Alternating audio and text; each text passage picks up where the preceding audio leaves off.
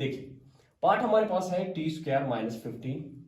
अगर मैं सबसे पहले इसमें एक काम कर दूं, मैं इसमें लिखूं कि T square minus under root 15 का whole square.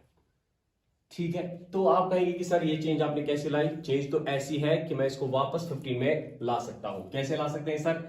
Square and root को कट करके और वापस से मेरा 15 आएगा। इस स्क्वायर को करने से क्या फायदा आ रहा है सर? फायदा ये आ रहा है कि यहां पर मुझे ये फॉर्मूला के बेसिस पर दिखाई दे रहा है। क्या फॉर्मूला है sir? A square minus b square is equal to a plus b into a minus b. अब मैं इसको इस फॉर्मेट में आराम से लिख सकता हूं। देखिए, तो यहां पर मैं लिखूंगा T plus under root 15 T minus under root 15, दोनों को जीरो के बराबर देंगे। चलिए इसको जीरो के बराबर दे देते हैं। T plus under root 15 is equal to zero. Solve कर दीजिए। T is equal to plus under root है, यहां पर माइनस अंडर रूट हो जाएगा। इस वाले फेज को सॉल्व कर देते हैं। T minus under root 15 is equal to zero, shift कर दीजिए वहां पर। T is equal to plus under root 15, क्योंकि माइनस है यहां पर प्लस पहुंच जाएगा। तो दोनों जीरोस अब हमारे पास है, उस फॉर्मूला में डाल देते हैं। चलिए स्टार्ट। सम ऑफ जीरोस, इन दोनों को सम यानी कि प्लस करना पड़ेगा। तो under root 15 plus minus under root 15, plus minus क्या हो जाता है? ये तो माइनस ही हो जाता है। 15 माइनस अंडर रूट 15, 15 से 15 कैंसिल और आंसर मेरा जीरो आ गया। हाईलाइट कर लेते हैं इसको। अब वहां से सॉल्व कर लेते हैं। देखिए माइनस तो फॉर्मूला का माइनस ही आएगा। कोफिशिएंट ऑफ टी, टी है हमारे पास? है हमारे पास टी? नहीं है हमारे पास टी। तो क्या डालेंगे टी के बदले? टी के बदले जब यहां पर कोई भी टी नहीं है तो हम वहां पर डाल सकते हैं जीरो, क्योंकि यहां पर तो टी अवेलेबल ही नहीं है। अब यहां पर टी के बदले जो है, टी के बदले मैं जीरो लिख सकता हूं, क्योंकि इसको मैं आप लिख सकता हूं कि यहां पर टी अवेलेबल ही नहीं है, तो इसके बदले हम क्या दे सकते हैं? जीरो दे सकते हैं।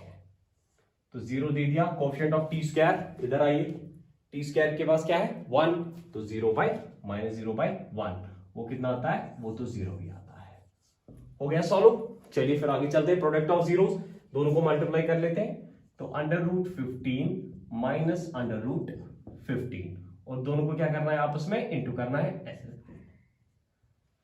तो इस माइनस को सबसे पहले बाहर निकाल देते हैं, यहां पर रख लेते हैं। तो माइनस ये क्या हो जाएगा? Under root 15 into under root 15, दोनों को इंटू हो जाएगा। Under root 15 into under root 15, under root 15 का whole square, square and root cut, minus 15 आ गया मेरा आंसर यहां से। चलिए इसको भी हाईलाइट कर लेते हैं। अब यहां से कांस्टेंट टर्म क्या है? मेरी कांस्टेंट टर्म यहां पर इट्स माइनस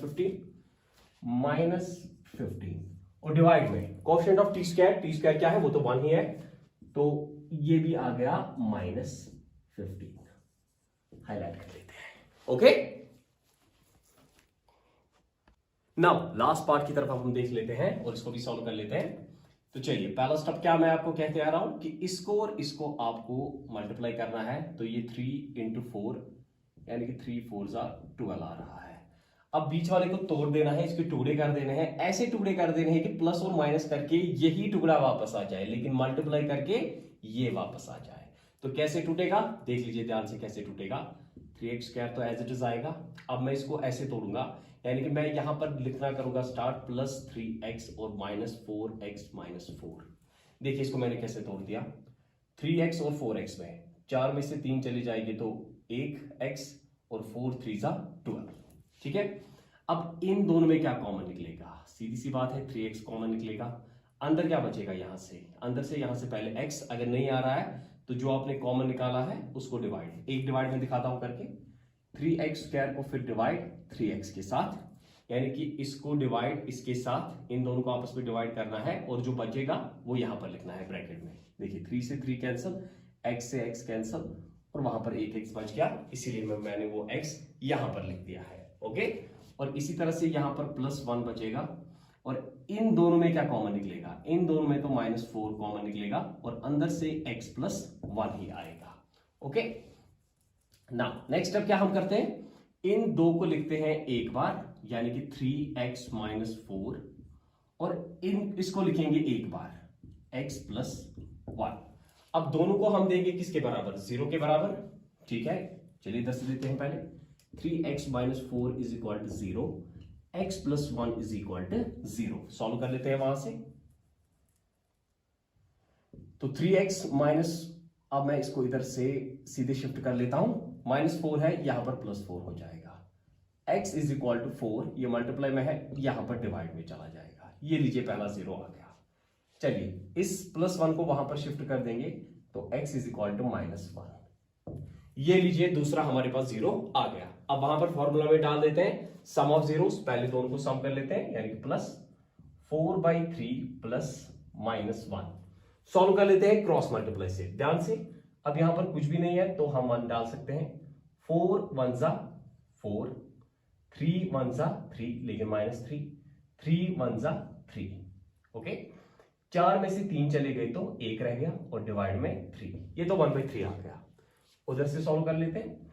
माइनस तो माइनस ही आएगा। Coefficient of x, coefficient of x क्या है, कुछ नहीं है तो -1 है। तो कोफिशिएंट ऑफ x क्या है, ये तो 3 है, तो 3 लिख देते हैं। माइनस माइनस क्या हो जाता है, वो तो प्लस हो जाता है 1/3। सेम आ रहा है, गुड। चलिए फिर आगे चल लेते हैं। प्रोडक्ट ऑफ जीरोस, प्रोडक्ट यानी कि मल्टीप्लाई कर लेते हैं। तो मल्टीप्लाई ऐसे करेंगे 4/3 इंटू करेंगे -1 के साथ। पहले इसको सॉल्व कर लेते हैं। 4 1 जा 4, -4/3 आ गया ये। चलिए कांस्टेंट टर्म क्या है हमारे पास, कांस्टेंट टर्म -4 और डिवाइड में कोफिशिएंट ऑफ x स्क्वायर क्या है, कोफिशिएंट ऑफ x स्क्वायर जो है वो 3 है। तो ये लीजिए यहां पर ये सेम आ गया है।